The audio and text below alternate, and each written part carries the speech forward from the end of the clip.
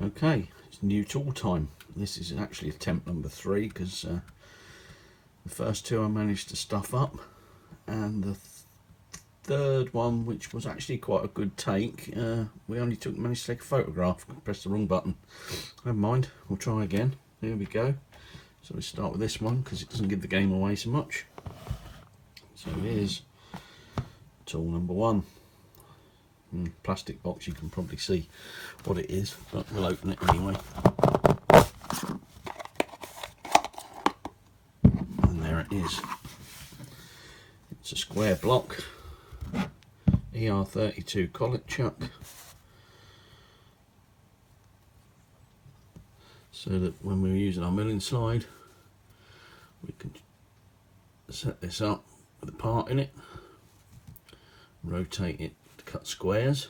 Now the other reason that I got this is I can mount this up in a 4-jaw chuck and make that into a collet chuck.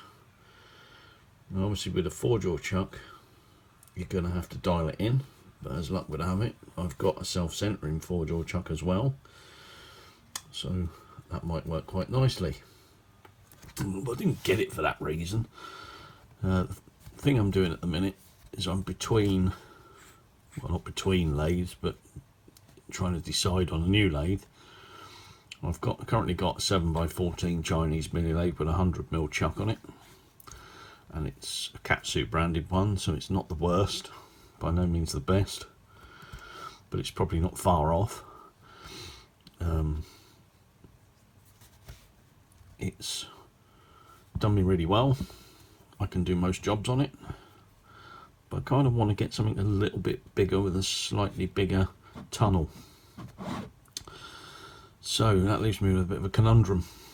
Anything I buy now, I'm second guessing myself, because the new lathe I'm looking at is a 125mm chuck, which means if I buy anything with a 100mm backing plate on it, it won't fit without making adapters. Not a lot of point. Might as well just wait and buy the appropriate size one with a backing plate on it. So we've gone with the square block at the minute. I can transfer that over to any lathe with a 4-jaw chuck. And the only problem is with the new lathe, let's look in there, look at that, it looks quite nicely made, nice, well machined, quite good. Not expecting miracles with this thing. It wasn't that much money.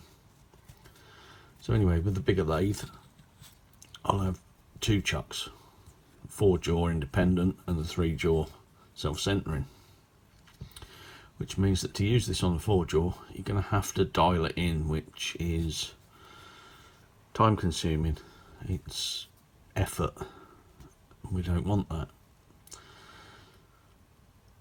So moving on, we've also got, put him in the back of the shot, we've also got this little guy. Now these 2 little fellas came as a set.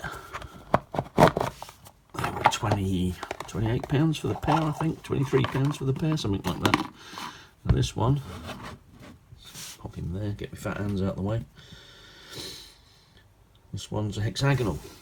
Now you can use this to cut hexagonal shapes on your milling slide by rotating it one flat at a time, clamping it, cutting with the mill. Now also, obviously, I can put this one in a 3-jaw chuck and use it as a collet chuck. Again, it's not the best way of doing it. They seem fairly well made. I don't know what the run out's going to be like, but that's obviously going to be exaggerated by whatever run out's in the lathe, and then the chuck that you mount it in, and then the unit itself. Thread wise, it's a very nice fit, very nice. No play or slop in the thread. Look at that, that's really nice. These are great little tools for like 25 quid or whatever they were, £23.95 for a pair, not each. So that's pretty good. Now the other thing I thought about was I was going to get, and I have got, but it's not available at this point for any kind of look-see. There's a collet chuck, but I don't want to buy a collet chuck that I'm not going to be able to transfer to my new lathe. I've decided at this point in time to go for a Morse Taper 3 because that will fit my lathe that I've got at the moment. So that's what we've ordered. Going forward, I'm looking at getting an adapter sleeve for the Morse Taper 3 to a Morse Taper 4 for the next lathe. So hopefully that should be about as accurate as I can get it. If it's not, then I'll have to sell the Morse Taper 3 and go for either one with a facing plate or one with a Morse Taper 4 built in. The only thing with the adapter is I may have to modify it because typically they don't come with a boring bar attachment. We probably need that to pull it in tight. So moving on, we've got one more tool that's arrived today. Those two came a couple of days ago. And it's this. This has come from RDG. I think they're in West Yorkshire. And it's an internal caliper. It measures from a 1/2 inch, so 12.7mm,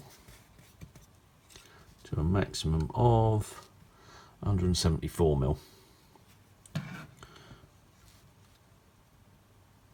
It measures in millimeters, inches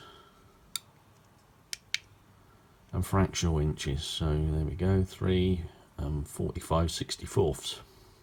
Awesome. Let's go back to millimeters. We understand millimeters. So that's that little tool.